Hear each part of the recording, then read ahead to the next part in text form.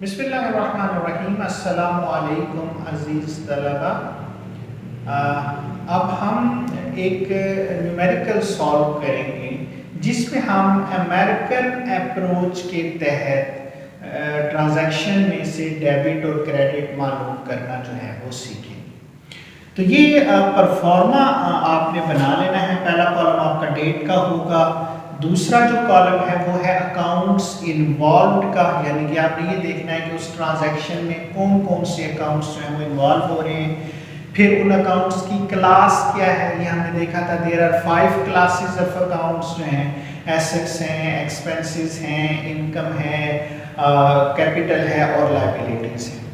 फिर उनमें कमी होगी या इजाफा होगा, इंक्रीज है या डिक्रीज है, और फिर इसकी बेस पर, इन दोनों कॉलम्स की बेस पर हम क्लास और इंक्रीज और डिक्रीज की बेस पर ये डिसाइड करेंगे कि वो आइटम डेबिट होगा या क्रेडिट होगा। तो हम तरतीब से अब इनको समझ लेते हैं। पहली ट्रांजैक्शन है हमारे पास, स्टार्टेड बिजनेस विद कैश। आपने कैश से कारोबार शुरू किया। तो एक आपका कैश का कॉलम होता है। अगर आप देख रहे हैं अकाउंटिंग इक्वेशन को, तो एक आप कैश का कॉलम बनाते हैं, एक आप कैपिटल का कॉलम बनाते हैं। तो कैश के कॉलम में इजाफा होगा और कैपिटल के कॉलम, दो कॉलम्स में इफेक्ट पड़ रहा है। तो कैश एसेट है, कैपिटल है या ऑनर्स इक्विटी है। कैश में भी रकम जमा हो रही है और कैपिटल में भी इजाफा हो रहा है। तो एसेट्स में इजाफा हो तो हम डेबिट करते हैं, और कैपिटल में या ऑनर इक्विटी में इजाफा हो तो क्रेडिट होता है। ये हमने रूल्स में सीखा हुआ है। दूसरी ट्रांजैक्शन है हमारी, purchased furniture from Punjab furniture house. हमने फर्नीचर खरीदा, एक आइटम तो फर्नीचर का हो गया, और फर्नीचर एसेट्स है, ये हमने खरीदा है तो इसमें इजाफा हो रहा है, और इजाफा हो रहा है तो ये डेबिट होगा। दूसरा है पंजाब फर्नीचर हाउस, नाम आ गया। अब हमें पता है नेम आ जाए, ऑन अकाउंट आ जाए, ऑन क्रेडिट आ जाए, तो ये क्रेडिट ट्रांजैक्शन को रिप्रेजेंट करता है। इसका मतलब है कि अगर हमने अशिया खरीदी है तो क्रेडिट बेसिस पे खरीदी है और उनकी पेमेंट हमने करनी है। अगर हमने अशिया फरोख्त की हैं तो क्रेडिट बेसिस पे फरोख्त की हैं, तो इनके पैसे हमने लेने हैं। अब हमने फर्नीचर खरीदा है तो ये अदायगी हमने करनी है, तो जो पैसे हमने देने होते हैं वो हमारी लायबिलिटीज हैं, और हमारा कर्जा भी बढ़ रहा है, लायबिलिटीज में इजाफा हो रहा है। तो लायबिलिटीज में इजाफा हो तो क्रेडिट होता है, एसेट्स में इजाफा होगा तो डेबिट करेंगे, और लायबिलिटीज में इजाफा होगा तो क्रेडिट करेंगे। तीसरी ट्रांजैक्शन है हमारी पेड रेंट। हमने बिल्डिंग का किराया दिया है, तो एक आइटम तो हो गया रेंट का, और जितने भी एक्सपेंसेस होते हैं उनकी अदायगी कैश की सूरत में होती है। आपके पास से कैश जा रही होती है तो कैश होती है। तो रेंट एक्सपेंसेस है, और एक्सपेंसेस में हमेशा इजाफा होता है। ये ध्यान में रखें कि खर्चे कभी भी कम नहीं होते, खर्चे हमेशा बढ़ते रहते हैं। तो एक्सपेंसेस में इजाफा होगा तो हम डेबिट करेंगे। दूसरी तरफ कैश आपका एसेट है, और एसेट्स में कमी हो रही है क्योंकि कैश आपके पास से जा रही है, तो कैश में कमी हो रही है तो ये क्रेडिट हो जाएगी। जब हम एसेट्स में कमी होगी तो क्रेडिट होगा। नेक्स्ट ट्रांजैक्शन है रिसीव्ड कमीशन। अब रिसीव्ड अंडरस्टूड है कि आपने कैश लिया, तो एक आइटम हो गया कैश, और क्या लिया है, कमीशन। तो कैश आपके पास है, ये कमीशन की वजह से। अब कैश एसेट है, आपके पास कैश आ रही है तो इसमें इजाफा हो रहा है, और एसेट्स में इजाफा हो तो डेबिट होता है। कमीशन, अब क्योंकि रिसीव्ड का लफ्ज आया तो है, हमने देखा था कि नॉमिनल अकाउंट्स है। पेड का लफ्ज आएगा तो वो एक्सपेंसेस को जाहिर करेगा, जैसे कि रेंट था। रिसीव्ड का लफ्ज आएगा तो ये इनकम को जाहिर करेगा। तो यहाँ कमीशन हमने रिसीव किया तो ये इनकम होगी, और इनकम में भी हमेशा इजाफा होता है, तो इनकम में इजाफा होगा तो हम क्रेडिट करेंगे। लास्ट ट्रांजैक्शन हमारे पास लिखी हुई है जी, paid cash to Punjab furniture house. Punjab furniture house से हमने सामान खरीदा था, उनको हमने कैश पे कर दिया। तो एक तो हो गया पंजाब फर्नीचर हाउस, और दूसरा हो गया कैश। पंजाब फर्नीचर हाउस से हमने फर्नीचर खरीदा था, इनके पैसे हमने देने थे, ये हमारी लायबिलिटीज हैं। तो जब लायबिलिटीज आप कर्जा अपना अदा कर देते हैं तो लायबिलिटीज में कमी होगी, ये डेबिट होगी। दूसरी तरफ कैश आपका एसेट है, और कैश आप दे रहे हैं तो कैश में कमी हो रही है, तो ये एसेट्स में कमी होगी तो हम क्रेडिट करेंगे।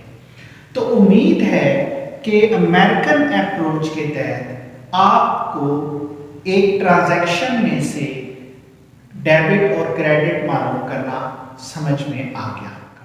अगर अब हम ब्रिटिश अप्रोच के तहत देखते हैं कि किस तरह से हम ट्रांजैक्शन में से डेबिट और क्रेडिट मालूम करते हैं।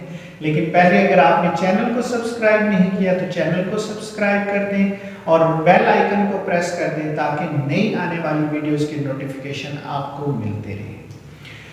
ये वही ट्रांजैक्शंस हैं जिनको हमने पहले अमेरिकन अप्रोच के तहत जो है वो सॉल्व किया था और उनके डेबिट और क्रेडिट मालूम किए थे। अब हम ब्रिटिश अप्रोच के तहत करें तो दो चेंजेस आपकी आ रही हैं, दो कॉलम आपके चेंज हो रहे हैं। यहाँ पहले आपका कॉलम क्लासिफिकेशन का था, अब टाइप्स ऑफ अकाउंट्स हो गया है, और यहाँ कॉलम आपका इंक्रीज और डिक्रीज का था, उसकी जगह अब रूल का कॉलम आ गया है। तो बाकी जो हमारा जो परफॉर्मा है वो बिल्कुल सेम है। ट्रांजैक्शंस को अब एक एक करके हम समझ लेते हैं। पहली हमारी वही है starting business with cash, cash से हमने शुरू किया।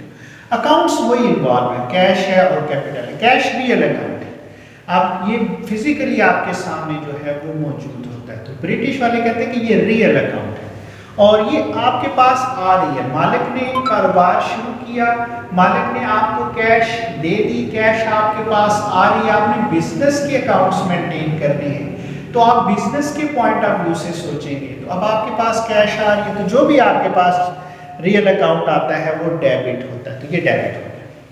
दूसरा कैपिटल, वैसे तो ये रियल अकाउंट है लेकिन रियल अकाउंट के हवाले से समझना इसको थोड़ा सा मुश्किल है, इसलिए मैं इसको कहता हूँ ये पर्सनल अकाउंट है, क्योंकि कैपिटल मालिक के नाम पर है और जो मालिक है वो कोई ना कोई पर्सन होगा।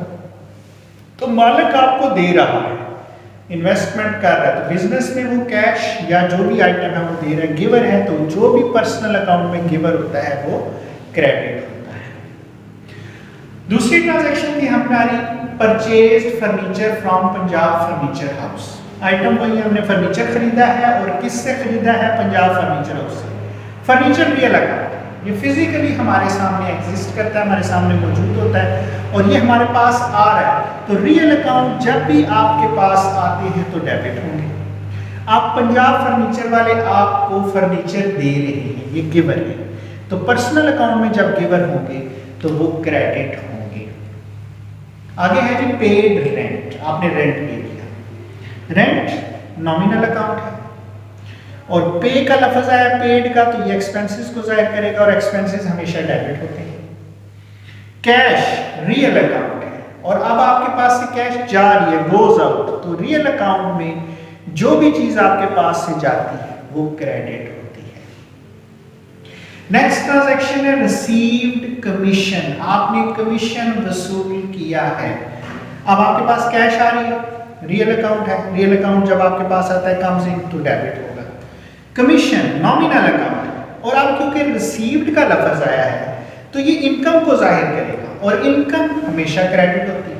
तो नॉमिनल अकाउंट या एक्सपेंसेस को रिप्रेजेंट करते हैं या इनकम को रिप्रेजेंट करते हैं। पेड हुए तो एक्सपेंसेस हैं तो डेबिट होंगे, रिसीव्ड हुए तो इनकम है तो इनकम क्रेडिट होगी। उसके बाद लास्ट ट्रांजैक्शन थी हमारी paid cash to Punjab furniture house. तो पंजाब फर्नीचर हाउस से हमने खरीदा था फर्नीचर, उनको हमने पेमेंट कर दी। तो पंजाब फर्नीचर हाउस एक ऑर्गेनाइजेशन का नाम है, एक फर्म का नाम है, ये किसी शख्स से, तो ये पर्सनल अकाउंट हो गया। तो अब वो आपसे कैश ले रहे हैं, आप उन्हें कैश दे रहे हैं तो वो कैश ले रहे हैं, वो टेकर है, तो जो टेकर होगा पर्सनल अकाउंट में या रिसीवर होगा वो डेबिट होगा।